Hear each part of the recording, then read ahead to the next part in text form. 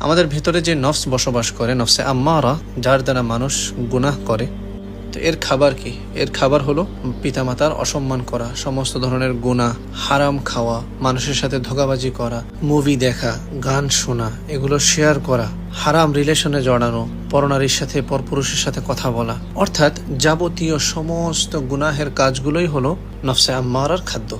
আরেকটা হলো খাওয়া দাওয়া করা। আর যে নফসে মুতমাইন্না আছে, এর খাবার কি? এর খাদ্য কি?